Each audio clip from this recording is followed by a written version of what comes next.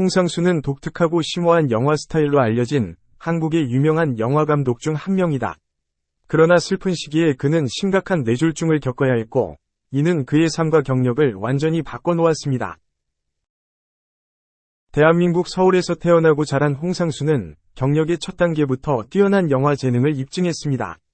그는 중앙대학교에서 공부하면서 영화에 대한 열정을 키우기 시작했습니다. 홍상수는 단편영화와 독립작품에 참여하면서 평당과 대중의 주목을 단숨에 끌어냈다. 그의 독특한 스타일은 종종 미니멀리스트로 묘사되며 캐릭터와 스토리에 초점을 맞추고 사랑, 현실, 사회적 갈등을 주제로 하는 경우가 많습니다. 홍상수 감독은 지난 10년 동안 그가 도착하는 날, 2011, 지금은 맞고 그때는 틀리다, 2015, 밤의 해변에서 혼자, 2015 등 뛰어난 작품을 연달아 탄생시켰다. 2017, 이 영화들은 종종 롱테이크, 자연스러운 연기, 심오한 침묵과 분위기 표현이 포함된 미묘한 내러티브를 통해 그의 개인적인 손길을 담고 있습니다. 그러나 어느 날, 홍상수가 심한 뇌졸중을 겪으면서 진로에 의문이 생겼다. 이번 사고는 육체적인 피해를 입혔을 뿐만 아니라 재능 있는 감독의 정신과 정신에도 영향을 미쳤다. 그는 오랜 회복 기간을 거쳐 고통과 고난을 이겨내고 재탄생해야 했습니다. 그러나 사람들이 흔히 말했듯이 모든 어려움에는 기회가 있습니다.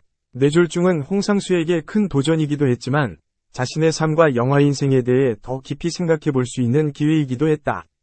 그는 이 시간을 삶의 진정한 가치에 대해 성찰하고 앞으로 나올 작품에 대한 새로운 영감을 찾는 데 활용했습니다. 인내와 결단력으로 홍상수는 점차 회복해 더욱 강인하게 영화계에 복귀했다.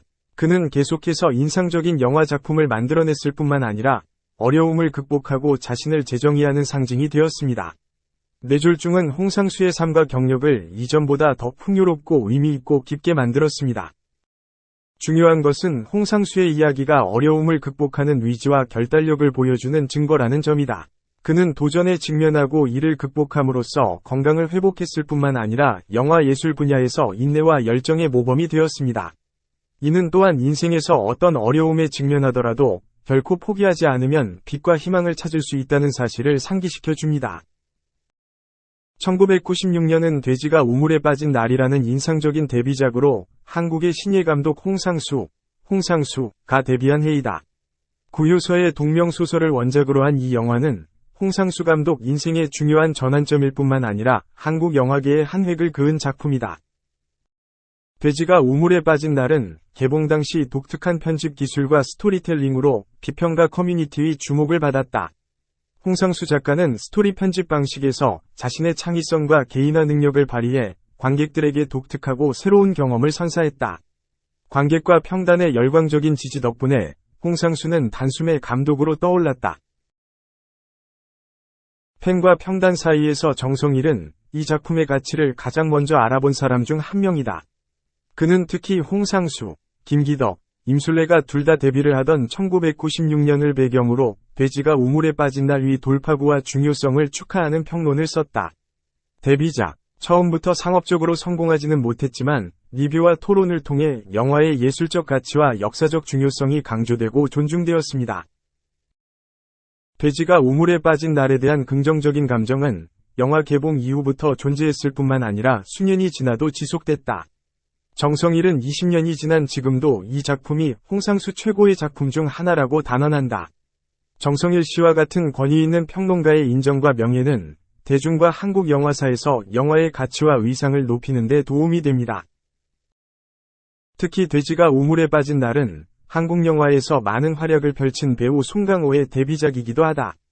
비록 한 장면에서 작은 역할을 맡았음에도 불구하고 송강호의 참여로 영화의 주목도와 장식하며 화려한 재기를 꿈꾼 타이슨. 하지만 자신과 앙숙이었던 레녹스와의 경기에서 패한 것을 시작으로 몇 번의 패를 거듭하였고 마약 성분 양성 반응까지 보이며 경기가 취소되는 사건까지 겪게 됩니다. 그리고 그는 마침내 2005년 6월 케빈 맥브라이드에게 KO 패를 당하며 공식적인 은퇴를 선언하게 됩니다. 그가 복싱 선수로 생활하며 남긴 기록은 50승 2무 6패였습니다. 하지만 이렇게 화려한 기록과 엄청난 유명세로 약 4천억 원에 가까운 돈을 번 그였지만 방탕한 생활과 몇 번의 재판 그리고 투자 실패 등으로 2003년 파산 신고를 하는 지경에 이르게 됩니다. 그리고 바람을 폈다는 이유로 두 번째 아내였던 터너로부터 이혼까지 당한 그는 친구의 집 소파에서 지내는 등 어려운 시기를 보내게 됩니다. 이후 TV 출연 등으로 돈을 벌기 시작했지만 2006년에는 음주운전으로 경찰차와 충돌할 뻔하다가 체포되었고 그의 차에서 코카인과 마약 성분이 검출되어 2007년 집행유예 3년을 선고받기도 하였습니다. 그리고 2009년에는 세 번째 결혼을 하였는데 이때 이 당시 어린 딸이 죽는 사고가 발생한 지 11일밖에 지나지 않은 때였기에 세간의 비판을 받기도 하였습니다. 하지만 세 번째 결혼 이후에는 타이슨은 별다른 사고를 치지 않았으며 현재까지 각종 영화 촬영과 방송 출연, 책 출판 등으로 성공적인 셀레브리티로서의 활동을 이어나가고 있는 중입니다. 네, 어떠셨나요? 이렇게 간략하게 마이크 타이슨의 삶을 살펴보았는데요. 그런 타이슨의 삶이 더 궁금하신 분들은 그의 경기들을 찾아보며 그의 삶을 더 알아보시길 추천드립니다. 그럼 이 영상을 재밌게 보셨다면 좋아요와 구독 부탁드리며 저는 더 좋은 영상으로 찾아뵙겠습니다.